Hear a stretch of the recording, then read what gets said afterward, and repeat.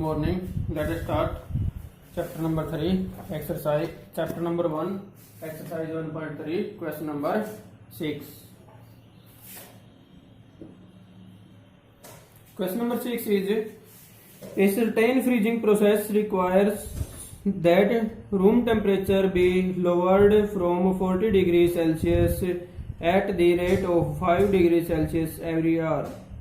What will be the room temperature 10 hours after the process beings?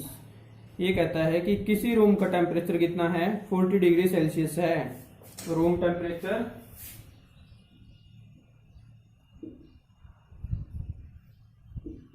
Equal to 40 degree Celsius. Room temperature कितना है, 40 degree Celsius. At the rate of 5 degree Celsius every hour. Lowered कितना हो रहा है temperature हमारा, decrease temperature कितना है per hour, 5 degree Celsius. 5 degree Celsius.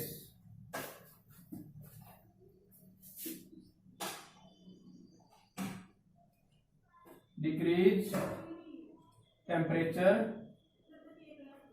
इसको हम शॉर्ट फॉर्म में ऐसे लिख सकते हैं, डिक्रीज को, डिक्रीज टेम्परेचर पर आवर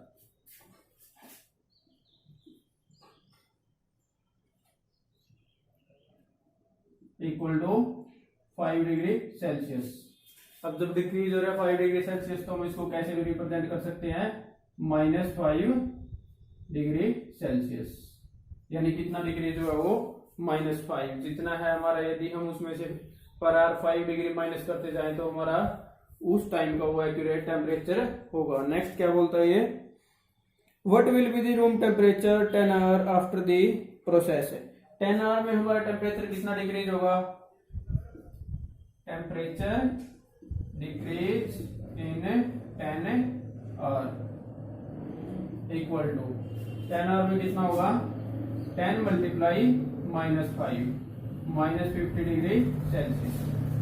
तो 10 आवर में कितना डिक्रीज होगा, 10 मल्टीप्लाई -5, क्योंकि 1 आवर में कितना डिक्रीज हो रहा है, 5 डिग्री. तो 10 मल्टीप्लाई 5 50 -50 डिग्री क्या होगा, हमारा टेम्परेचर डिक्रीज हो जाएगा, यानी कि डाउन चला जाएगा, लोवर्ड. अब क्या होगा, room temperature after 10 hours equal to 10. जो हमारे 10 आवर्स हैं उसके बाद हमारा रूम टेम्परेचर कितना होगा, रूम टेम्परेचर कितना था उस टाइम, 40 डिग्री. 10 आवर के बाद कितना है, -50, यानी 40 -50 degree Celsius. 40 degree Celsius -50 degree Celsius, तो कितना आएगा, -10 डिग्री सेल्सियस. तो हमारा रूम टेम्परेचर कितना होगा, 10 degree Celsius, -10 degree Celsius.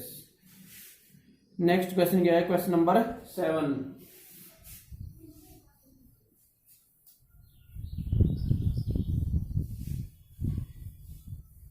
Question number 7 is,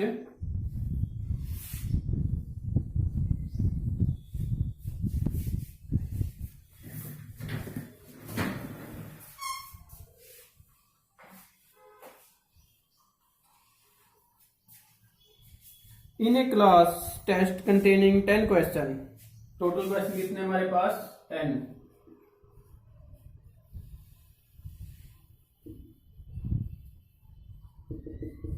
total question कितने हैं, 10.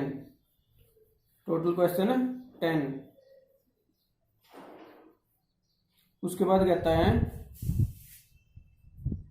5 marks are awarded for every correct answer.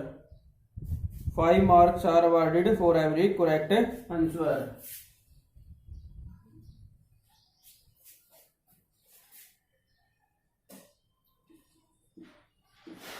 Marks are awarded for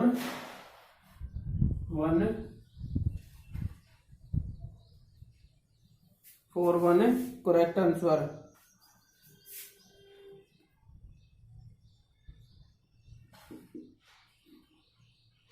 One correct answer equal to 5. Marks are awarded for one correct answer is 5. उसके बाद one correct answer के लिए कितने marks दिए जाएंगे, 5. and -2 marks are awarded for every incorrect answer. Marks are awarded for one incorrect answer equal to -2. यदि answer correct है तो कितने मार्क्स मिलेंगे? 5. यदि आंसर इनकरेक्ट है तो कितने मिलेंगे? -2. उसके बाद कहता है ये and 0 for question not attempted. When question are not attempted,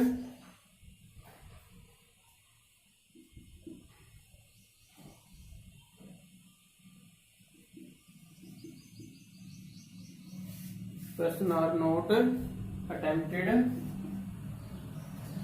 then 0 marks. तब कितने मिलेंगे? 0 मार्क्स. अब क्या है बोला इसने क्वेश्चन फर्स्ट पार्ट क्या है इसका? Mohan get 4 correct and 6 incorrect answer. What is his score? Total question कितनी है? 10. मोहन स्कोर क्या होगा फिर?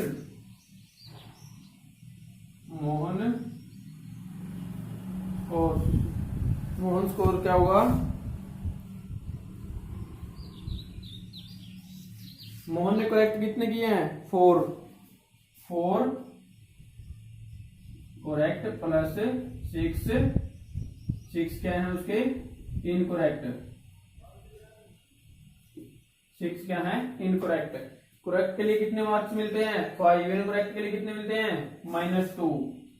4 मल्टीप्लाई 5 प्लस 6 मल्टीप्लाई -2. 4 5 जा 20 प्लस माइनस 6 2 जा 12. 20 - 12 8. यानी कि मोहन का स्कोर कितना है? 8 मार्क्स. मोहन का स्कोर कितना है? 8. क्योंकि उसने करेक्ट कितने किए? 4. इनकरेक्ट कितने किए? 6. करेक्ट के लिए कितने मार्क्स गिवन है? 5 5 और 20 और इनकरेक्ट के लिए -2. 6 2 जा 12. 20 - 12 इक्वल टू 8. नेक्स्ट जिसका बी पार्ट है, बी पार्ट में क्या बोला गया है?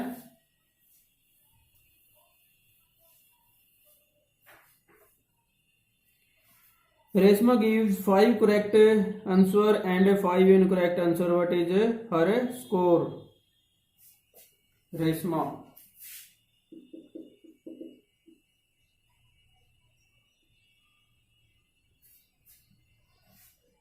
Reshma score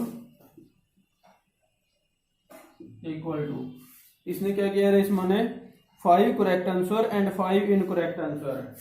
5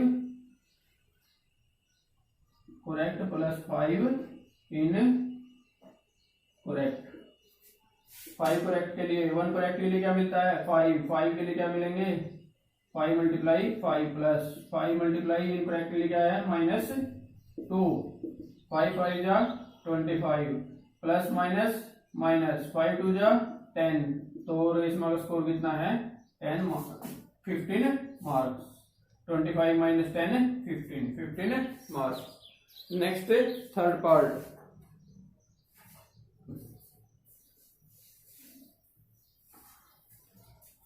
next third part में क्या गिवन है? Hina gets 2 correct and 5 incorrect answer out of 7 question she attempt. What is her score? Hina ने टोटल क्वेश्चन कितने अटेम्प्ट किए? 7. टोटल क्वेश्चन कितने हैं? 10. जो अटेम्प्ट नहीं किए 3 क्वेश्चन उनके लिए क्या मिला उसको? 0. और जो अटेम्प्ट किए उनके लिए क्या मिला? तो हम देखते हैं Hina score.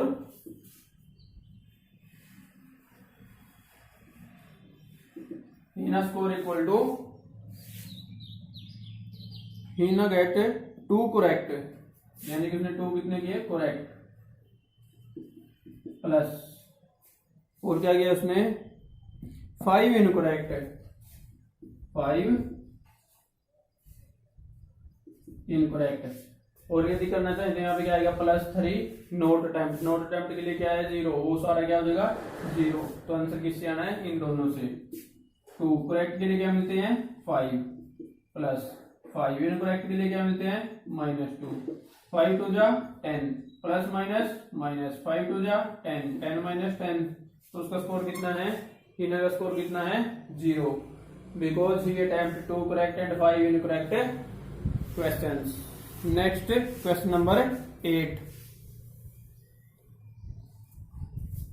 Next, question number 8.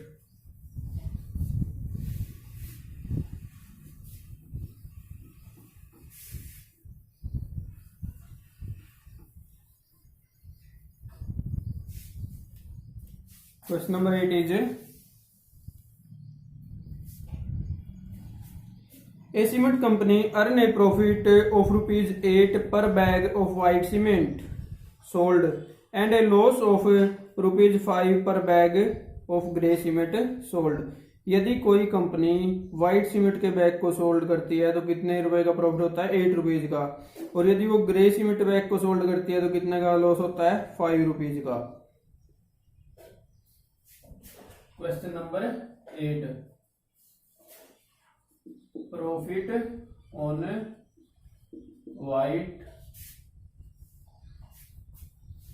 On white cement bag.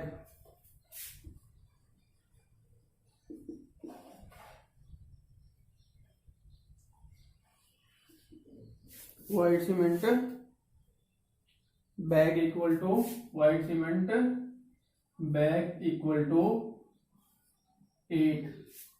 Profit on white on a white, एक व्हाइट सीमेंट के बैग में प्रॉफिट कितना है? 8 रुपीज। उसके बाद लॉस ऑन किसके ऊपर है? Loss grey cement bag. Loss on a grey cement bag equal to 5 rupees. Profit कितना है व्हाइट सीमेंट बैग में? 8 रुपीज। यदि एक व्हाइट सीमेंट के बैग को सोल्ड करेंगे तो प्रॉफिट कितना है? 8 रुपीज। और यदि वो एक ग्रे सीमेंट के बैग को सोल्ड करते हैं तो लॉस कितना है? 5 रुपीज। नेक्स्ट क्या है? ये पार्ट पे क्या बोला गया है? The company sales 3000 bags of white cement and 5000 bag of grey cement in a month. एक मंथ के अंदर जो कंपनी है उसने क्या किया? जो 3000 बैग्स हैं व्हाइट सीमेंट के वो सोल्ड किए हैं और 5000 जो बैग हैं ग्रे सीमेंट के वो सोल्ड किए हैं। व्हाट इज हिज प्रॉफिट और लॉस? तो उसको प्रॉफिट हुआ या लॉस? तो यहां देखेंगे हम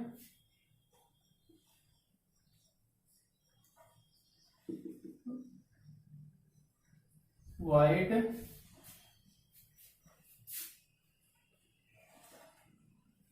cement bag sold equal to 3000।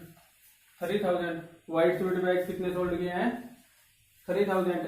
और प्रॉफिट क्या होगा फिर? प्रॉफिट इक्वल टू 3000 मल्टीप्लाई 8, क्योंकि एक बैग में कितना प्रॉफिट है? एक बैग में कितना प्रॉफिट है? 8 रुपीज। तो 3000 को मल्टीप्लाई किससे करेंगे? 8 से। तो प्रॉफिट कितना हुआ? 8 3 जा 24,000। प्रॉफिट कितना हुआ? 24,000। और इसने जो ग्रे सीमेंट बैग सोल्ड किए वो कितने किए हैं?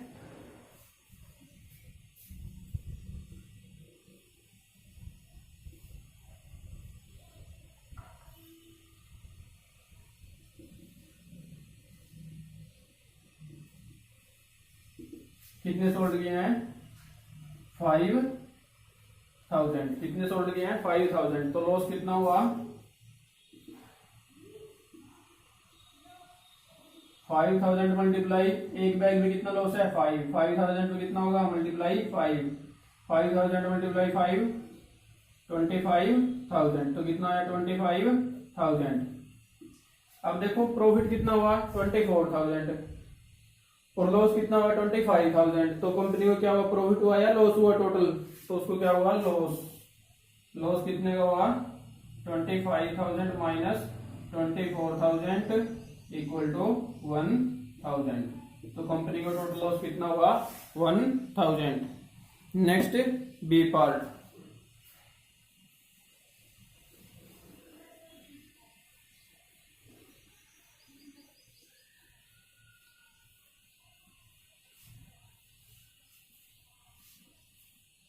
बी पार्ट में क्या बोला गया है? What is the number of white cement bag it must sell to have neither profit nor loss if the number of grey bag sold is 6,400 bag. ये कहता है कि कंपनी कितने वाइट सीमेंट बैग बेचे, सेल करे कि उसको ना प्रॉफिट हो ना लॉस हो यदि उसने ग्रे सीमेंट के कितने बैग सेल किए हैं, 6,400 bags.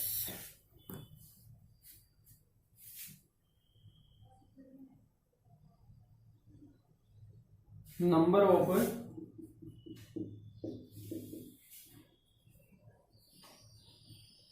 Grey cement bag sold equal to कितने से सेल किए हैं, 6,400। उसके बाद लॉस, एक पे लॉस कितना है, loss of a grey cement bag is equal to 5। तो टोटल लॉस कितना हुआ यहाँ पे, लॉस इक्वल टू मल्टीप्लाई 5। ये क्या होगा, हमें टोटल लॉस होगा। ये क्या है, टोटल लॉस। अब हमें क्या चाहिए, व्हाइट सीमेंट बैग कितने से सेल करें कि हमें क्या हो, ना ही प्रॉफिट हो ना ही लॉस। यानी ये जो लॉस है इसको हमें क्या करना है, कंप्लीट करना है। किससे कंप्लीट करना है, एक व्हाइट सीमेंट बैग में कितना प्रॉफिट है, 8। तो कितने व्हाइट सीमेंट बैग सेल करें कि हमें इतने रुपए का प्रॉफिट हो। तो हम क्या करेंगे, यहां से मल्टीप्लाई भी कर सकते हैं। इससे हमारा क्वेश्चन क्या होगा, थोड़ा सा लेंथी होगा। हम इसको यहीं पे रखते हैं और क्या करते हैं, हम निकालते हैं number of white cement bag sold. White cement bag कितने सोल्ड करेंगे, हम सेल करेंगे 6,400 मल्टीप्लाई 5। यानी इतना क्या चाहिए, हमें प्रॉफिट चाहिए। एक बैग पे कितना प्रॉफिट है, 8। तो नंबर ऑफ बैग निकालने के लिए क्या करेंगे, डिवाइड कर देंगे 8 से। 8 1 जा 8, 8 8 जा 64। 800 की जब 5 से मल्टीप्लाई करेंगे क्या आएगा, 40।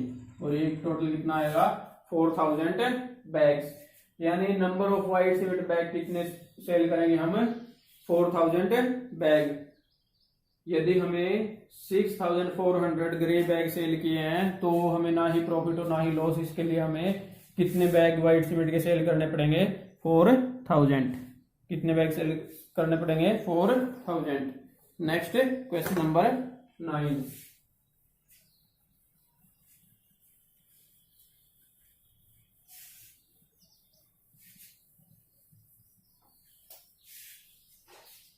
Question number 9 is replace the blank with an integer to make it is a true statement। हमें क्या बनाना है, जो भी ब्लैंक दिया है उसके अंदर एप्रोप्रिएट इंटीजर फिल करना है। क्या गिवन है, -3 मल्टीप्लाई ब्लैंक इक्वल टू 27। अब यहां देखो 3 की किससे मल्टीप्लाई करेंगे, 27 आई, और वो भी किसका, प्लस का। मैंने बताया था जब माइनस मल्टीप्लाई माइनस होगा तो क्या आएगा, प्लस। जब प्लस मल्टीप्लाई प्लस होगा तब भी क्या आएगा, प्लस। यदि माइनस मल्टीप्लाई प्लस है तो क्या आएगा, माइनस। प्लस मल्टीप्लाई माइनस है तो क्या आएगा, माइनस। हमें क्या चाहिए, प्लस। तो मल्टीप्लाई किसकी करनी पड़ेगी, यानी दो जो भी हमारे इंटीजर होंगे दोनों क्या होंगे, नेगेटिव, या दोनों क्या होना चाहिए, पॉजिटिव। जब एक नेगेटिव गिवन है तो दूसरा भी क्या होगा, नेगेटिव, तभी क्या आएगा, पॉजिटिव। तो 3 की टेबल को रीड करो कि 27 कहां पे आता है, 3 9 जा 27। तो यहाँ ब्लैंक में क्या आएगा, -9। ये तो है एक मेथड। दूसरा मेथड क्या है, इसको डिवाइड कर दो यहाँ पे, यहाँ x लैग करते हैं, -3 मल्टीप्लाई x इक्वल टू 27। जब भी कोई टर्म मल्टीप्लाई में तो कहां जाएगी, डिवाइड में। जब भी कोई टर्म मल्टीप्लाई में तो कहां जाएगी, डिवाइड में। x इक्वल टू 27/-3, 3 9 जा 27, और ये माइनस, तो x की वैल्यू कितनी आई, -9। ये है सेकंड मेथड। फर्स्ट मेथड भी क्या है, 3 की टेबल रीड करो, प्लस बनाना है तो दोनों क्या होगी, माइनस की। जो भी मेथड अच्छा लगे तो वही हम कर सकते हैं। Next B part. B part में क्या बोला गया, यहाँ पे 5 मल्टीप्लाई डैश इक्वल टू -35 -35। यानी यदि यहाँ पे माइनस चाहिए तो इन दोनों में से एक टर्म क्या होगी, माइनस की। ये तो माइनस नहीं है तो ये क्या आएगी, माइनस की। अब 5 की टेबल रीड करो, 5 7 जा 35, यानी यहाँ क्या आएगा -7, यहाँ क्या आएगा -7। Second method 5 multiply x equal to -35, x equal to, जब मल्टीप्लाई में तो कहाँ जाएगा, डिवाइड में, -35 divide by 5, x equal to 5 7 जा 35 -7, एक्स की वैल्यू कितनी आई, -7। Next C part,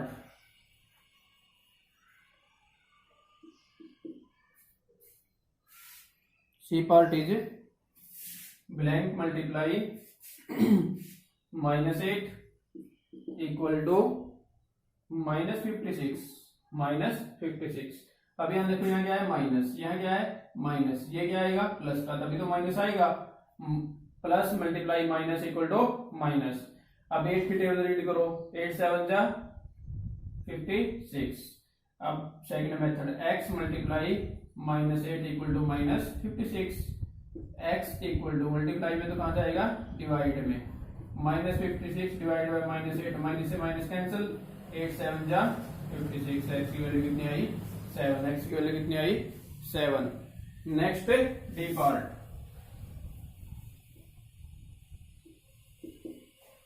D part पे क्या गिवन है, ब्लैंक मल्टीप्लाई -12 इक्वल टू 132। अब क्या करेंगे, यहाँ देखो ये किसका है प्लस, ये किसका है प्लस, तो यहाँ क्या आएगा, माइनस माइनस की जब मल्टीप्लाई होगी तभी प्लस आएगा ना, क्योंकि यहाँ माइनस गिवन है, तो ये किसकी आएगी स्टेटमेंट हमारी माइनस की। अब जब 12 की मल्टीप्लाई किससे करेंगे 11 से, तो कितना आएगा 132। अब second method x multiply -12 equal to 132, x equal to multiply में तो कहाँ जाएगा डिवाइड में, -12, जब कट करेंगे 12 1 जा 12, 13 -12 1 12, 12 1 जा 12, तो x की वैल्यू कितनी है -11। Question number 9 is complete. Our exercise 1.3 is also complete. You do this sum in your fair notebook and do practice in your rough notebook.